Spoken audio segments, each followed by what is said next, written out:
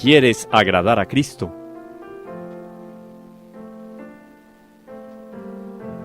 Sumérgete en María.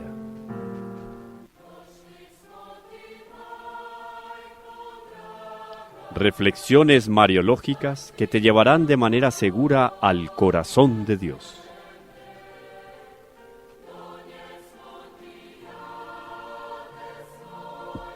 María, la hija predilecta del Padre.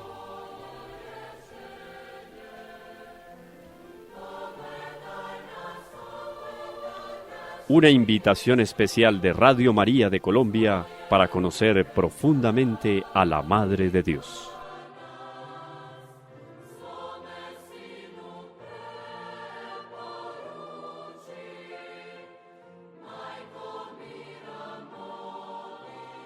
Un saludo muy especial para todos aquellos que se unen a esta peregrinación mariana, conociendo los misterios, las grandezas de la Santísima Virgen, aquella que ha sido muy bien llamada y muy adecuadamente llamada, providencialmente llamada por la Iglesia como María, la hija predilecta del Padre. Bienvenidos todos, gracias por su compañía. Soy el profe Camilo y un saludo muy especial para aquí mis compañeros de trabajo y de peregrinación, Orlando y Ramón. Sí, Camilo y Orlando, estamos concentrados en la persona de la Virgen María, nuestra Madre Espiritual, la hija predilecta, como se ha anunciado, lo ha dicho Camilo, quien llena de gracia por encima de todas las criaturas, de todo lo creado y por crear. De esa dimensión es la gracia de la Virgen, por encima de todas las criaturas, las creadas y las que Dios vaya a crear posteriormente. Ella está en su gracia por encima. Qué bien dicho eso, las que vaya a crear. Los posibles de Dios, llamaba en algún momento un teólogo, los posibles de Dios. No los futuribles, no los posibles de Dios. Qué hermoso eso. Pues hombre, una expresión de gratitud a los que sintonizan este programa, de gratitud con Camilo, que nos dirige, con Ramón, que nos acota tan interesantes comentarios. A veces quedaría la sensación, y quiero pues como, y hablo en primera persona, aclarar esto. Muchos tenemos afanes, hablo de oyentes y también aquí en la producción, de avanzar mucho en la mariología, y que de pronto nos quedamos un rato en lo que pareciera accidentes antes de entrar al eje de la mariología, pero no hay tal.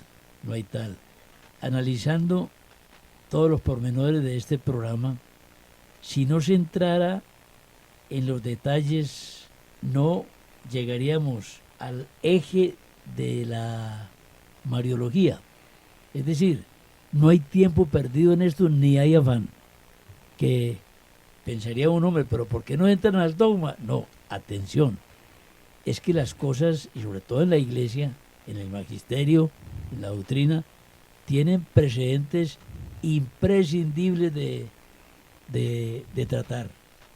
Lo que ustedes han dicho, por ejemplo, sobre la tradición, que algunas doctrinas extrañas la hacen aparte. No, es un todo tradición y lo escrito.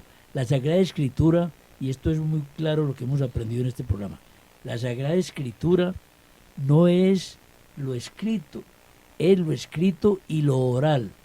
Donde introyectemos esto cerebralmente, nadie tendría problema en orar con la Escritura. No, es que Orlando es pensar en la vida, el común del diario vivir de un apóstol o un discípulo.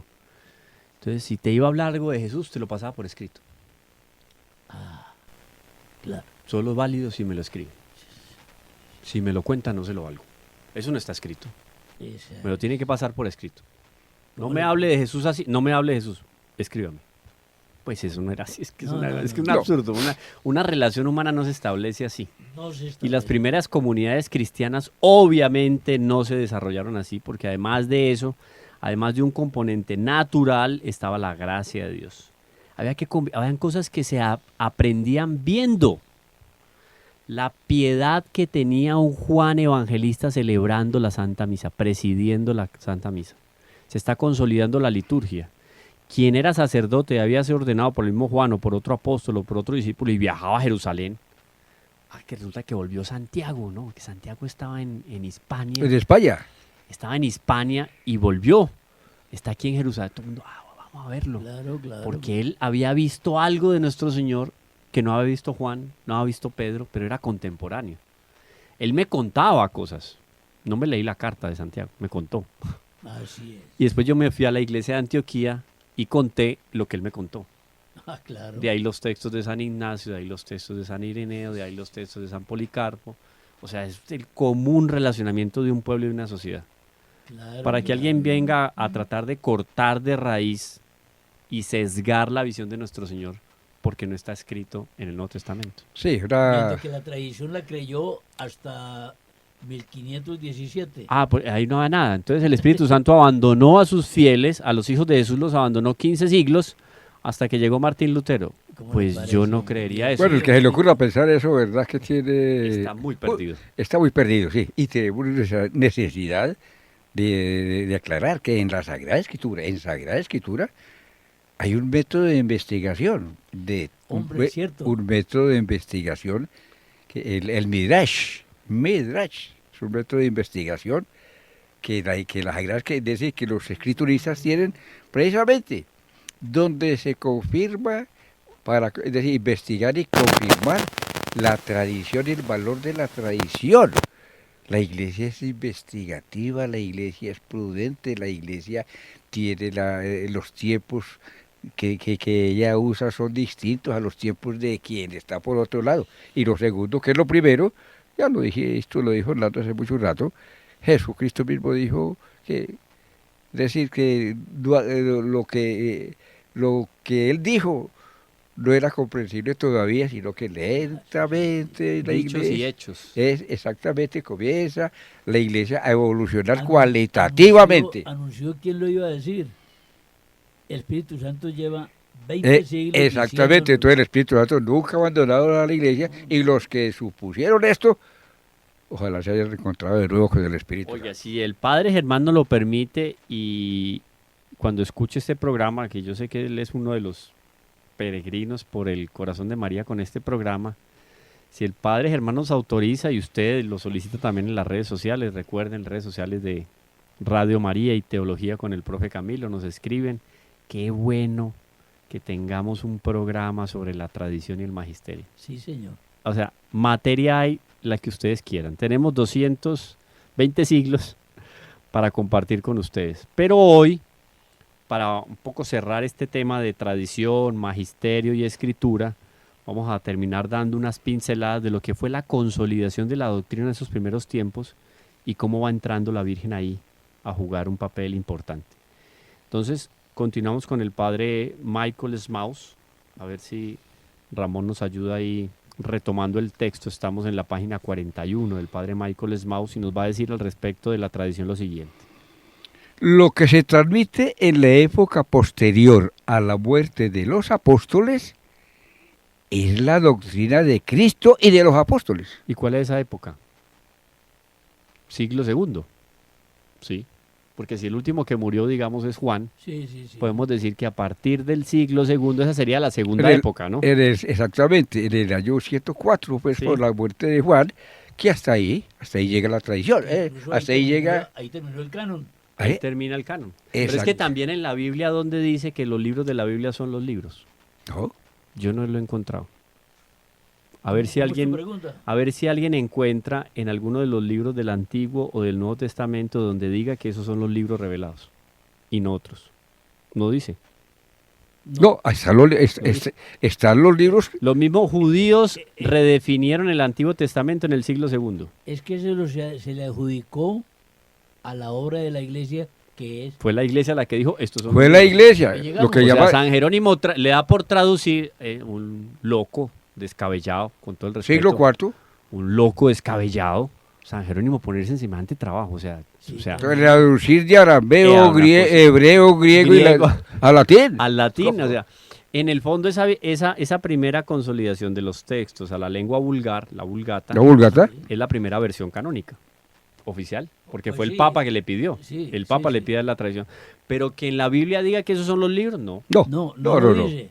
No lo dice. Lo Es dijo la iglesia. Lo dijo en la institución. La tradición. Lo dijo la tradición. Claro. La tradición, que Y sobre todo, pues hay que entender que el Espíritu Santo en Pentecostés no fundó una obra perecedera. Y no entregó libritos. No entregó libritos. Entregó la verdad completa, El espíritu, que claro. se viene desarrollando en diferentes facetas. Pero la iglesia es la madre que dijo, hasta aquí llegó la revelación. Y listo, ¿o a quién se lo dejó Jesucristo? No, ahí Para que estaba. lo diera. La iglesia lo definió. Ajá. ¿Y por qué lo definió la iglesia? Porque fue una evidencia que se compartió en las comunidades una cristianas. evidencia, y lo que estamos connotando aquí. Repitamos la idea. Sí, cómo no, lo que se transmite, atención, se transmite. Dale. Lo que se transmite en la época posterior a la muerte de los apóstoles, con Juan termina Claro. es la doctrina de Cristo y de los apóstoles. O sea, no es una nueva. Es No, la misma. es la misma. La es misma la esencia. A ver. Incluso hay una realidad muy diciente. Ahí ellos no agregaron nada. Vea, Nada. Es la doctrina de Cristo. el Papa Clemente y muchos contemporáneos suyos escribieron inerrantemente, pero ya no eran de la escritura. Claro. Mira qué bonito. Sí, señor. Sí, o sea, los libros de ellos ya no son canónicos, Ya no son canónicos. ya no hacen parte del canon. Claro. Pero es continuidad del Es canon. continuidad, por eso la iglesia, Claro. en términos de los libros canónicos, 72, Y por eso la iglesia puede decir, vea, este escrito es herético. Claro. Con la autoridad que le Con la confiere autoridad, el Espíritu Santo. Además, porque la tradición rechazó estos y aquellos libros. Así es. y además que es bueno informar que los judíos, religión monoteísta también, son vencidos los libros. La Los Torá, mismos que tienen los protestantes en el Eso, Antiguo Testamento. eso, Ellos y no uno- adoptaron los deuterocanónicos. exactamente. sí, no. Pero qué curioso. Oiga, Qué curioso Lutero. Explíqueme oiga, esta. eso es un datico. Explíqueme esta. Un datico, pues quedamos Lutero aquí. asume los libros de los judíos del siglo segundo, Del siglo del canon segundo. del siglo segundo, y no muchos libros del Antiguo Testamento asumidos como oficiales por la iglesia y que son citados en el Nuevo Testamento. Exactamente. ¿Y qué propósito tendrá? No, y que luego ellos mismos En dijeron. el fondo esa organización del siglo segundo que realizan los judíos es un poco un peinar la escritura de muchos textos que comprometían, oído, esto es clarísimo, Ave María, si está- comprometían si está grave la cosa. divinidad de nuestro Señor Jesucristo porque la evidenciaban. Ajá. Entonces Lutero se mete en esa acomodación. se acomoda, es decir, se Se acomoda, acomoda con esos libros. no es interrogante, en esa posición que ellos exteriorizaron, pues los judíos, en sus 22 libros que tienen, y que dieron como válidos lo que sucedió lo que se dijo en como en el reinado de Artajerjes, Artajerjes. y después ya nada, no, lo que se dijo antes. La versión de la Septuaginta no es aceptada. No, exactamente. Entonces, pues no, eso tiene su razón y Camilo se ha asomado a la razón del protestantismo en términos de lo que los judíos adoptaron. Entonces, la Iglesia Católica, 72 libros canónicos. Esto quiere decir entonces que Canon es una regla. son reglas regla. y la Iglesia estudiosa donde tomó lo que estamos leyendo acá. Fruto de Lo la escrito tradición. y fruto de la tradición. Por eso ¿Qué no, más dice ahí? ¿Qué dice- más dice ahí, Por Ramón? eso La hay una acotación en muchas Biblias que no debiera, si no se hubiera presentado ese problemita, sobraría, pero hay que ponerla. Deutero. Incluye los deuterocanónicos. Porque hubo discusiones. Claro. Pero hubo discusiones, pero se definieron en la... Mire que eso no lo definió ni Juan, ni Pedro, ni Santiago, ni ninguno de ellos. Ajá. Lo definieron los continuadores de la tradición. vamos a O seguir. sea, fueron las siguientes generaciones Va- los que definen el asunto de los Pero deuterocanónicos. que quede claro esto de lo que lo que acabamos de expresar, que se transmite en la época posterior a la muerte de los apóstoles, en la doctrina de Cristo y de los apóstoles. Claro. Ujú. Y luego, la continuidad de la tradición la continuidad de la tradición, se realiza a través de los cristianos de la época posterior a los apóstoles. Está clarísimo. O sea, la fuerza que tiene la tradición en función de la experiencia que tuvieron es la segunda generación. Es la segunda generación. La segunda generación después de los apóstoles. Exactamente, después de los La apóstoles. iglesia Y posapostólica. ahí vienen entonces los padres apostólicos, ¿no es? Posapostólicos. Pues apostólicos. Alabo mi iglesia católica. ¿Ah? Pues que es una No, riqueza. no le critico a la iglesia, sino que la alabo. Y humanamente tendrá mucho para señalar, sí, pero es que la iglesia es mucho pero- más que eso. O sea, si nos quedamos en eso no entendimos nada. Pero es que la Es que yo me fui de la iglesia por el cura no sé qué. Disculpe no, que no. lo diga así tan despectivamente, pero la gente lo dice. Es que el cura no sé... Señora, usted está en la iglesia por él. Sí. Pues, por ejemplo, hay una objeción, pues seguramente habrá contra... no meto la pata, que digo que tú digas, la iglesia posterior a los apóstoles también estamos ahí. Pues claro, Claro. indudable. Nosotros, Pero en este indudable. tiempo, estamos ahí. Es que nosotros somos transmisores de nuestros antepasados. Y es que el magisterio se alimenta de la tradición. Claro, claro. No es que llega un padre y pontifica, un papa pontifica y se acabó. No. No. Siempre cuando se proclama algún dogma, se apela a la tradición y a lo que las iglesias Clarito locales, queda eso, clarito las queda eso. iglesias locales han sentido y han vivido durante años. La Inmaculada Concepción, inclusive la misma infalibilidad pontificia. Sí, O sea, sí. son asuntos que la iglesia ha venido trabajando y ha venido discutiendo a lo largo del tiempo. Y llega un momento en que el magisterio dice, es así. Hombre, acotando esto que dice Camilo, hay una anécdota bonita en cuanto a porque hay que ser obedientes con la iglesia. Como decir, mi pensamiento no lo tengo yo vanidosamente defensible el mío, sino que yo debo ser humilde y enajenar al magisterio mi pensamiento. Claro. ¿Qué pasó cuando se define el dogma de la Inmaculada Concepción?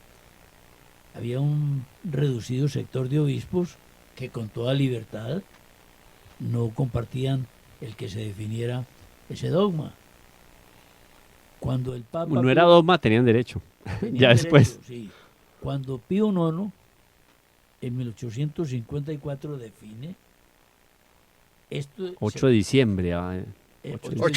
8 de diciembre. Sí, este sector de obispos Eran las baloticas negras que habían ahí, ¿no va era? al Papa Tutti bianca. y proclaman, a partir de este momento, creemos que María Santísima fue concebida sin pecado original. Roma locuta, causa finita. Habló el Espíritu Santo. Ve, es que si creemos que la Iglesia, aunque es una obra divina, manejada por humanos, si creemos que esos humanos van a errar, pues entonces no estamos en nada.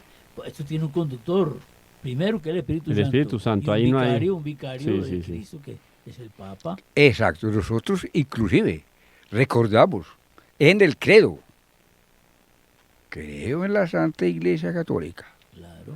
Y si le creo a la Santa Iglesia Católica es porque la Iglesia Católica tiene tiene a Cristo. Cristo es la cabeza y la cabeza pensante de la doctrina de Cristo es el mismo Cristo. Y mire que es una sabiduría de la Iglesia. Hombre, hay tantos temas que nos desviamos mucho. No, pero estamos mostrando. Son Todo hilo- está concatenado hilo- en la tradición. Estamos son- hablando de la exactamente. fuerza de la Imagínate tradición. que personalmente, puede que mucha gente no piense de esta manera. Para mí es tan maestra la Iglesia que yo no le critico el que durante muchos años, dada la poca oportunidad de estudio de las generaciones nuestras anteriores, no dejaba que la Biblia se manejara en lenguas vernáculas. ¿Cuántos errores hubiéramos? No, pero, o sea, la Claro. iglesia como madre nos hizo ahorrar no sé cuántas abominaciones. Eso era un peligro. Es que era peligroso de verdad. Además porque ¿de dónde sacar traducciones oficiales? ¿De dónde? Existían las copias que hacían los monjes que llevaban una vida solitaria de y de fidelidad a la escritura hacían esa copia, pero de resto, un peligro dejar por ahí una escritura que no por Dios, no tenía ninguna validez en la tradición. Exactamente. Aquí reafirmamos lo que estamos significando cuando decimos que esa continuidad de la tradición es lo que conocemos con el nombre de tradición eclesiástica. Ese es el nombre de la tradición eclesiástica. Yo diría tradición eclesiástica. Tradición eclesiástica. Eclesiástica, sí. Eclesiástica, sí, yo creo Sí. que... Pero ahí yo no sabría la diferencia entre... La diferencia Es propiamente entre porque la iglesia es la que eclesial hace. y eclesiástica. ¿Eclesial? Eclesial es un término como más contemporáneo, pero eclesiástica en cuanto a institución. Sí, de como la iglesia. institución. Sí. En cuanto a institución, pero Sí. el problema es que la connotación del término para hoy es referente a personas, el eclesiástico. Ah, claro, a persona, puede ser eso. Personas, sí. Ahora, ¿y por qué es eclesiástica? Porque A institución. La iglesia Institucional. asume la iglesia como iglesia, fundada por Jesucristo, las verdades dadas por Jesús en su vida y los apóstoles. La iglesia asume Porque es universal, de eclesia universal. exactamente, lo asume Precisamente en el como su doctrina, Eh. entonces por eso es tradición eclesiástica, no tradición que digamos de alguna influencia distinta. Entonces ¿no? la sombrilla más amplia Esa es es la la tradición eclesiástica. Eclesiástica. Y dentro de la eclesiástica está la apostólica. Exactamente. Es así. Ahora sí, Lo que dentro de la eclesiástica está la apostólica, porque la apostólica, siendo causa, Es se anterior convierte en En parte del integrante, tesoro. en parte del tesoro. Claro, lo del que ha dicho depositum Camilo fidei. Depósito fidei. de la universalidad. Precisamente, como en el programa anterior estuvimos hablando bastante de San Ignacio de Antioquía, Ujú. acotemos que él fue el quien incorporó el término de católica a la iglesia, y no porque fue a una notaría y la inscribió, sino porque encontró la esencia de la universalidad, entonces la llamó católica por lo universal. San Ignacio de Antioquía, En Antioquía. en Antioquía, Sí. en Antioquía. Así San que Ignacio fue un entonces, fortísimo. De los grandes baluartes del siglo II. del siglo II, así, San Ignacio de Antioquía. Entonces eso es lo que se conoce con el nombre de la tradición eclesiástica. Pero es a la vez tradición apostólica porque su contenido es la predicación apostólica. Claro, ahí está. Pues, Ahí está clarito. sí, Perfecto. se va alimentando, se va enriqueciendo, pero la esencia fundamental está ahí. En el fondo es lo que nos dejaron los padres Los apostólicos. padres, los apóstoles y los padres apostólicos. Ajá. Recordemos, para quienes de pronto no están al tanto, hablamos de la patrística. Los que Que llegaron la al pri- programa 29 y no estuvieron en los 28 anteriores. Es correcto, que es aquel grupo de pensadores católicos de la primera generación. O sea, heredaron de los apóstoles la doctrina, como lo explicaste, Camilo, Sí, y eso duró como hasta el siglo V, ¿o no? sí, porque es que ahí vienen en la era los padres apostólicos ya se convierten en una institución porque son grandes exponentes de la teología de la doctrina. Eso. Padres, se les da el nombre de padres, claro, porque ellos consolidan el alimento espiritual para la iglesia. Por eso, padres. Y por los conocimientos teológicos lo que hicieron fue estructurar en tratados, en libros más concretos, Explanaron mucho. explanaron lo que era la doctrina. Lo Claro. que hasta cierto punto en los 2 primeros siglos no había quedado en la Biblia, o sea, en el Nuevo Testamento, quedó en los libros de los padres apostólicos. de los ahí padres el valor que apostólicos. tienen, pues, Ave María, hombre. y tenemos los doctores de la iglesia que empiezan a surgir también ahí, de Oriente, Occidente, Sí, etcétera y sí, tal. sí. Hay un apunte ahí muy bonito que hace el padre Schmaus. El hombre hace un recorrido muy, muy importante, me parece muy valioso. Nosotros, repito, aquí estamos haciendo un salto vertiginoso por la historia y por la doctrina, la tradición, la escritura del magisterio, porque queremos llegar a lo más puntual al respecto de la Santísima Virgen, pero ya ustedes van teniendo todo el contexto. Dice entonces aquí, la predicación de los apóstoles se distingue dentro de la tradición eclesiástica. Recuerden entonces que está la tradición eclesiástica y la tradición apostólica. La tradición eclesiástica es toda la tradición, todo el conjunto Correcto. de tradición. Dentro está la apostólica. ¿Por Que es qué el se fundamento. distingue la apostólica? Aquí está, muy claro. Porque pertenece aún al proceso de la revelación. Ah, ya, claro. Claro, porque ellos convivieron con nuestro Señor Jesucristo. O sea, yo no puedo poner en el mismo nivel lo que me explicita un Juan. Porque hemos tenido Entiéndase a que la Juan. revelación terminó con Juan. Claro. No puedo dejar a Juan en un mismo estatus que un Tertuliano, un San Ignacio de Antioquía, un, no sé, ponga Perfecto, cualquier otro así San es. Agustín de Hipona. Obvio que no. Porque ellos tuvieron un convivio con nuestro Señor Jesucristo. Claro.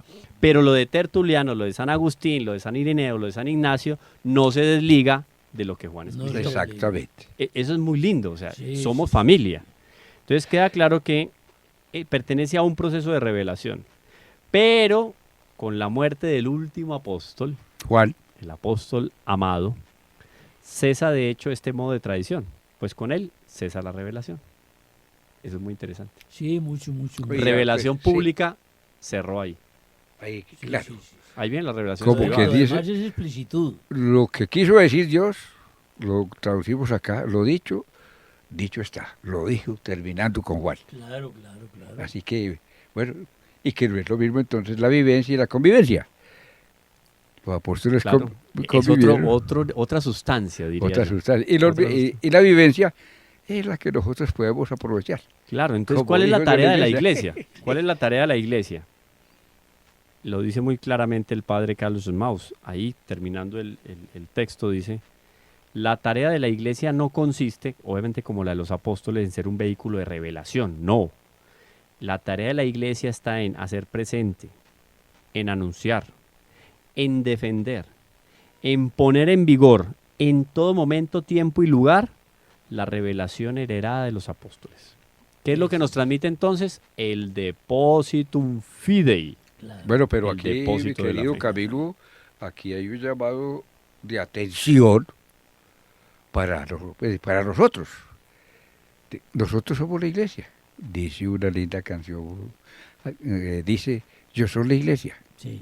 tú eres la Tú eres iglesia, somos la iglesia del Señor. Entonces dice, anunciar. Tenemos la obligación de anunciar. O sea, usted recibió el bautismo y quedó ahí. Ahí quedó. Ahí quedó. Defender. Una obligación vocacional. Y poner Ese en sí es un vigor llamado, en todo pues. tiempo la revelación heredada de los apóstoles.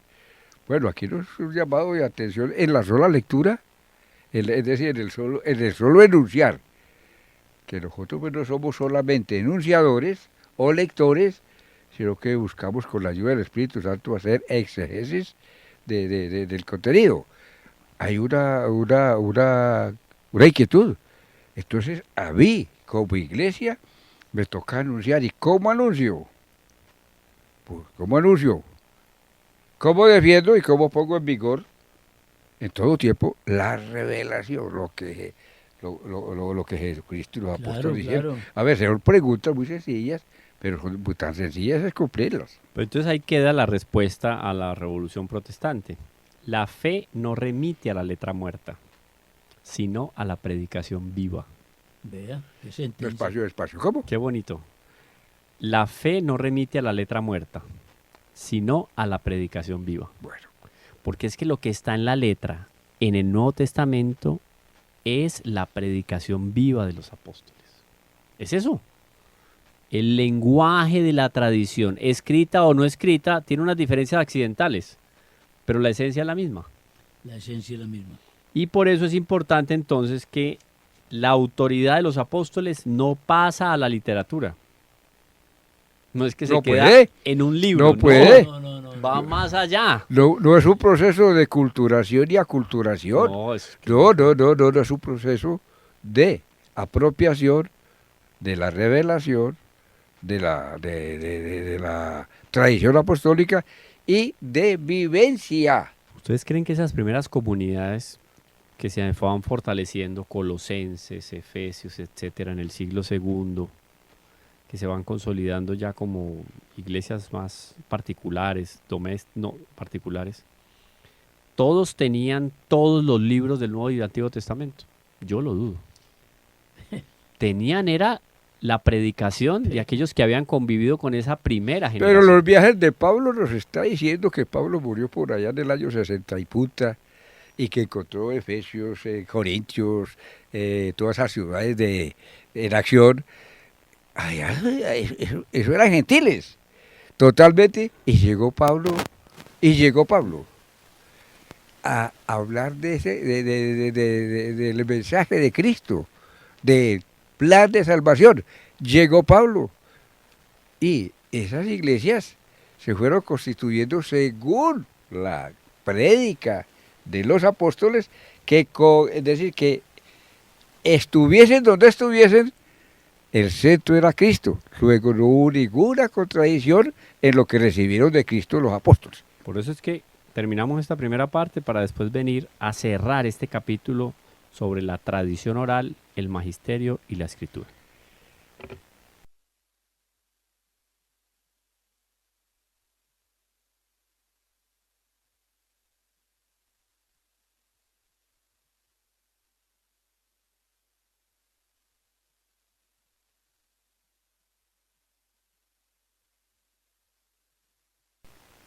Esto pues puede estar muy al margen de esto, pero no sé por qué se me viene el pensamiento.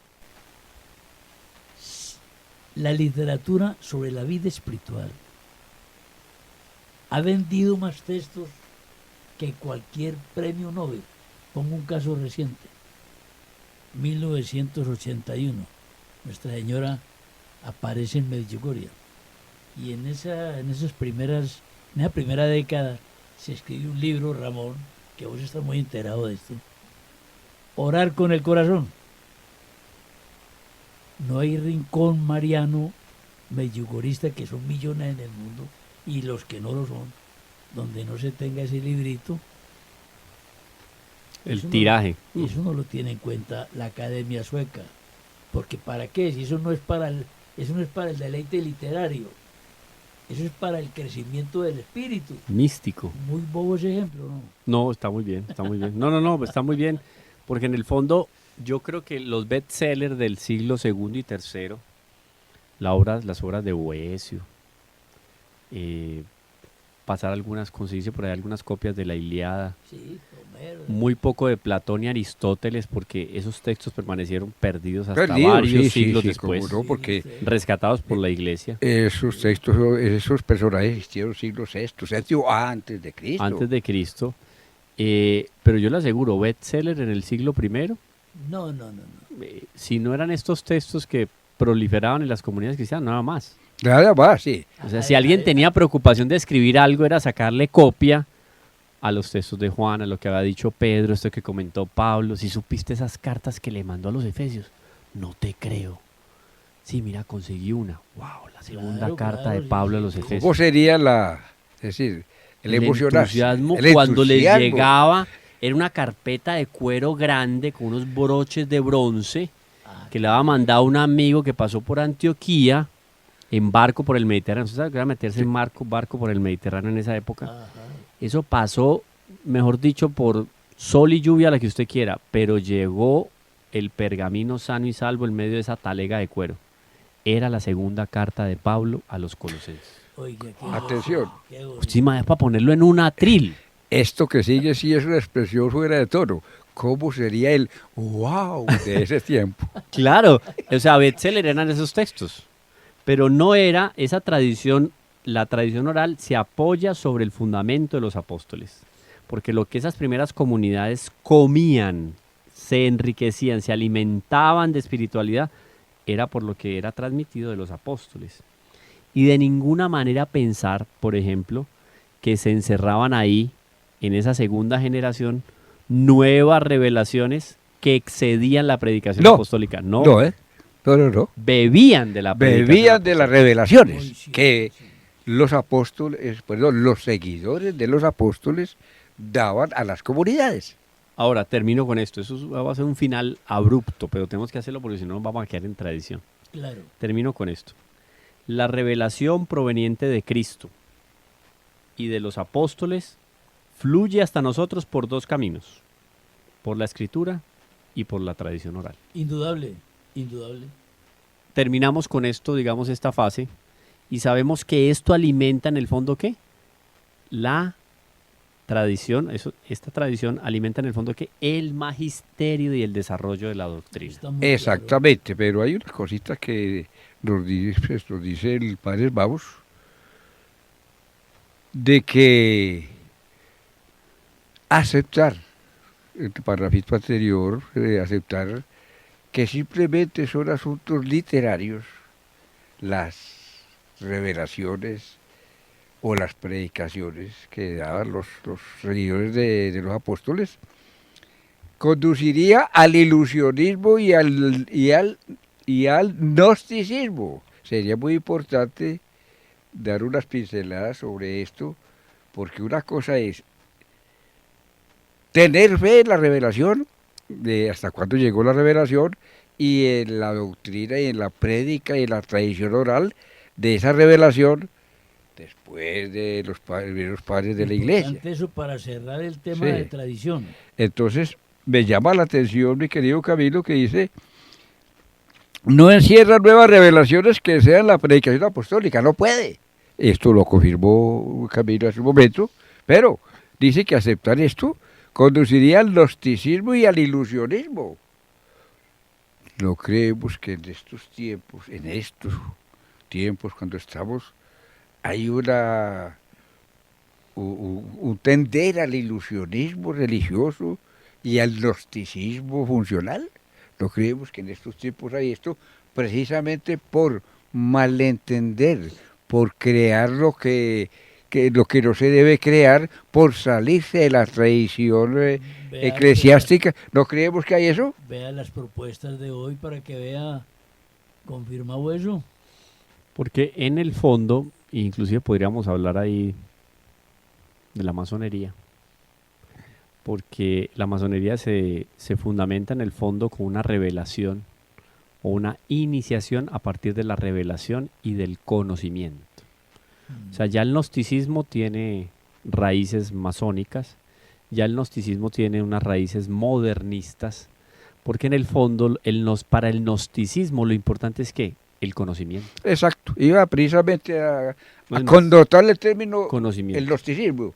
Y el iniciado es aquel al que se le da a conocer, lo que no todos conocen. Y lo grave, ¿qué es lo grave del conocimiento?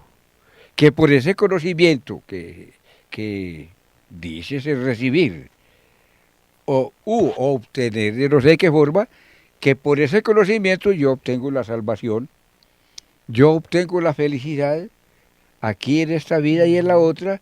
Entonces desaparece la revelación, desaparece la tradición apostólica, porque yo soy entonces, a través de esos conocimientos que voy adquiriendo, distintos a las revelaciones y a la tradición apostólica, yo ya soy dueño de mi fin. Además de otras barbaridades del gnosticismo, de referirse a la materia como el deterioro del espíritu. Por eso los cátaros en el siglo XIII, contra los cuales luchó Simón de Montfort, no San Luis María de Montfort, sino el gran Simón de Montfort. Simón de Montfort luchó con ellos a espada. Y Santo Domingo de Guzmán luchó con ellos con prédica. Y con el Santo Rosario. Pero estos cátaros llegaban al auge de brutalidad suicidándose, porque para ellos el cuerpo era deterioro del espíritu.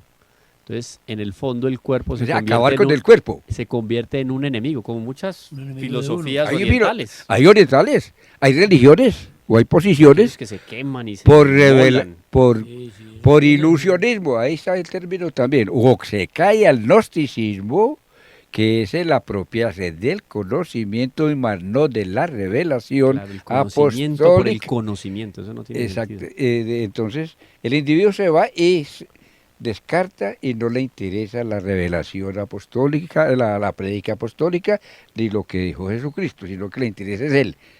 Por sus propios medios se salva. O cae al ilusionismo, y ahí encontramos entonces cuántos en este momento son engañados por disque revelaciones no sé de quiénes, para efectos de vida, y de vivir mejor. Y de vida posterior. Por eso nos llama la atención, dice, Aceptar esto conduciría al gnosticismo y al ilusionismo. Y el que vive ilusionado se termina su ilusión en la próxima esquina. No tiene fondo y el fin no da. Claro. El mismo Evangelio de San Juan es un escrito contra los gnósticos y después aparece el gran abanderado de la lucha contra los gnósticos en el siglo II, que es San Irineo. Pero hay un texto de San Atanasio que vamos a citar acá para que todos lo tengan claro. Este texto de San Atanasio hace referencia a la validez y la riqueza que tiene la tradición. Y dice él, refiriéndose a la fe de la Iglesia Universal, dice: esta fe es la que los apóstoles predicaron y los padres guardaron. Habla entonces de las dos generaciones, ¿no? La de nuestro Señor y la siguiente. Esta fe, nuestra fe, la fe de la Iglesia Universal, es la que los apóstoles predicaron y los padres guardaron. Sobre ella está fundada la Iglesia, y quien se apartase de ella no sería ni podría siquiera llamarse cristiano. Hombre, oyendo estas cosas. Wow. O sea, Qué belleza. ¡Qué belleza! Pero no dejen la idea. Guardarse no significa que terminó allá y que quedó para ellos. No, guardar es la doctrina. Guardar es la doctrina y vivirla y seguir la predicación. Es que la guardaron no para archivarla. Sí. Exacto. ¿Cierto? Ese guardar es un cultivar también. Un cultivar. Porque transmite los frutos a sus discípulos y a sus continuadores. Sí, no, que diría un hombre que es de alabar porque es el Espíritu Santo el que inspira la conducta en el pueblo de Dios. Es de alabar la piedad de los grupos diferentes, que es una riqueza en la iglesia. Los movimientos apostólicos y las comunidades religiosas. Sí, extraordinario. Pero hablando de los movimientos laicales que por fortuna van increciendo, como dicen por allá los italianos. Increciendo. Sí. Entonces... O como decía un obispo cuando era obispo de otro lugar, decía, eso crecen como maleza. Pues, decía un poco pintorescamente, eso hasta debajo de las piedras nace movimiento apostólico. Y es verdad, porque el Espíritu Santo... Claro, ahí la iglesia pone la mano y define, pero claro, son variedades, o sea, son lecturas con la misma esencia, lecturas de la tradición. Claro, pero a lo que yo pues iría es a que no nos quedemos los grupos apostólicos, los grupos catequísticos, los grupos en la iglesia apostólicos, no nos quedemos en la piedad, que es necesaria, si en la piedad no hay nada, pero en la ilustración, no la ilustración del siglo de la ilustración, sino en la auténtica ilustración. En el conocimiento de la doctrina y de la tradición, es de estudiar. Estudiar esto, es que es obligación, o es un deber moral, porque es una ignorancia culposa. Sí, hombre. A mí me llegan y me tocan a la puerta y me salen con una explicación de los evangelios y una cosa descabellada y exabrupta. Y si yo tengo una formación mínima, caigo en las redes. Solo conociendo esta la tradición, yo digo, usted me viene a mí a innovar una tradición que la iglesia construyó en 15 siglos. Exactamente. Miren lo que dice San Agustín. San Agustín dice que hay muchas cosas que la Iglesia Universal afirma y por eso con razón valen como ordenadas por los apóstoles, aunque no puedan ser halladas por escrito. No todo está escrito. Es que no todo está escrito. No. Es que quien así piense que tiene que estar escrito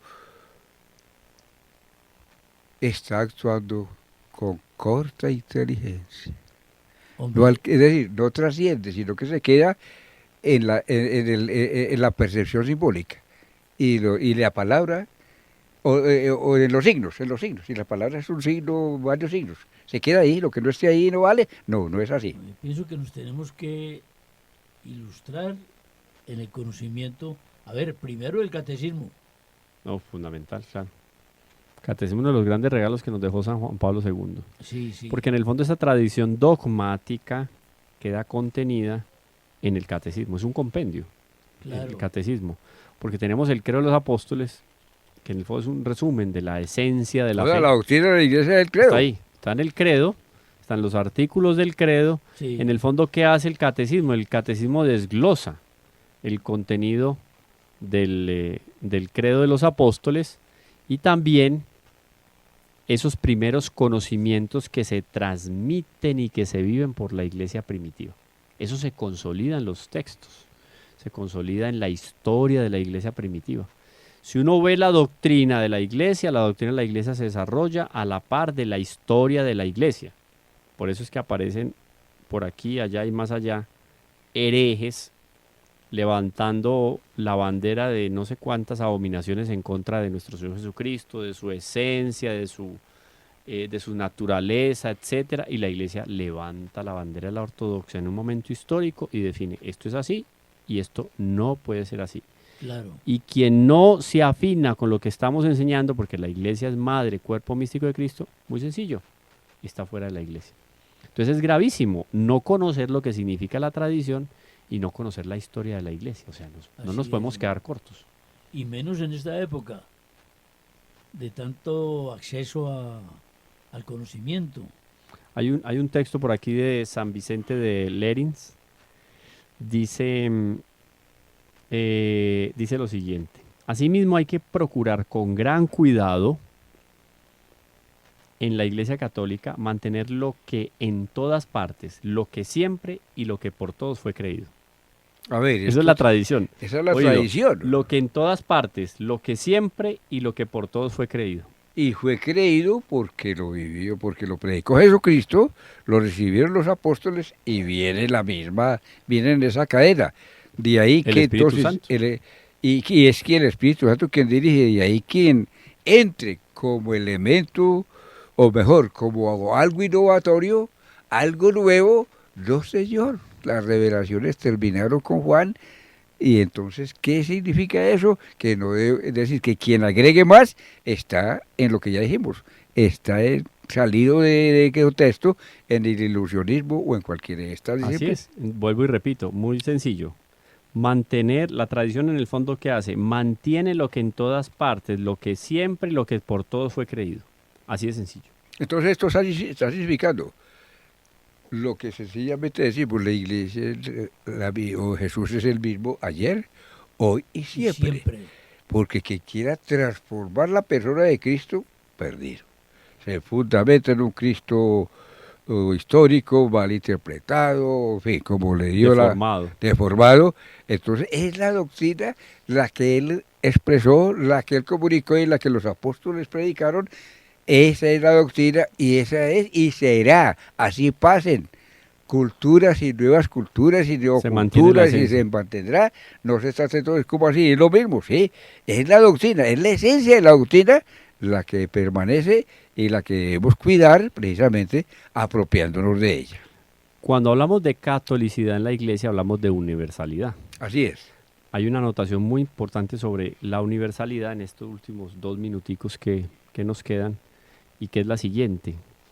Si nosotros seguimos o somos fieles a la universalidad solamente si confesamos que es verdadera únicamente la fe que la iglesia entera confiesa por la redondez de la tierra. Eso es universalidad. Claro. Porque en el fondo el Espíritu Santo está soplando aquí, a Orlando, Ramón y Camilo, lo que el Espíritu Santo está soplando en Corea, lo que el Espíritu Santo está soplando en No hay Australia. contradicción de él. A los católicos. Dios no se contradice. Claro, no se contradice, nos fortalece y nos une a partir de una misma doctrina y de un mismo soplo de espiritualidad. Entonces esto es muy importante. La antigüedad, oído, si en manera alguna nos apartamos de aquellos sentidos que es claro celebraron nuestros santos predecesores y padres, si nos alejamos de esa antigüedad también estaríamos rompiendo con la tradición. Porque en el fondo, porque en el fondo todo ese ejercicio que realizaron, esa experiencia de fe que vivieron los primeros cristianos, pues queda como reliquia, como tesoro dentro del depósito fidei que decíamos. Yo no puedo desechar eso. Ese es el parte depósito de la fe y no puede ser objeto de tergiversación y no puede ser objeto del relativismo funcional y el macabro relativismo que conocemos desde la filosofía y la forma pues de que cada cual mira su verdad como quiere y que el Papa Benedicto pues predicó y aclaró el peligro del relativismo de tal manera que la persona santa no es santa, porque yo lo quiero, porque a mí no me parece que sea santa. La Virgen María no es la Virgen María, porque a mí no me interesa que sea la Virgen María. Entonces es relativismo enemigo de la doctrina, Claro. porque quiere hacer verdad lo que no es verdad, como es el escrúpulo universal. Por eso es muy importante, hombre, ya al final del programa, redoblar la oración. Que esto no nos quede en meras intelectualidades, sino aconsejar y aconsejarnos nosotros mismos, orar mucho. Miren, en este momento hay propuestas rarísimas y ganan adeptos. La iglesia tiene que adaptarse al pensamiento moderno. ¿Cuál pensamiento moderno? A la iglesia no la metas en modernismos, ni en progresismos, ni en conservadurismos, ni en liberalismos. La iglesia tiene un... Ni en ideologismos. No, si no perdemos la tradición apostólica. Pierde el sentido. Hay que innovar. Yo escuché. ¿Qué es eso? Escuché en esto, leí. En estos días dicen que un gran exponente de la doctrina y hasta tiene un estatus, digamos, especial en el campo eclesiástico. Él decía que había que reconsiderar la moral de la iglesia para poder recibir ciertos modos novedosos de vida hoy, asumirlos. Tiempo moderno. O sea, una cosa absurda. Yo decía, este hombre, él dan para mandarle estos capitulitos, 2 páginas del Padre Smaus, para que San Agustín, San Irineo, San Juan, etcétera, no es posible. La esencia se mantiene y tal cual lo que los padres apostólicos dijeron. Y hay que cuidarla. Y hay que cuidarla, hay que velar para que se mantenga, porque ahí está el más grande tesoro de la iglesia, que es el depositum fidei, donde el corazón de María se justifica y queda clarísimo que María es la hija predilecta del Padre.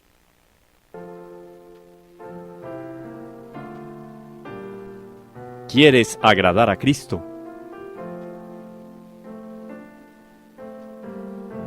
Sumérgete en María.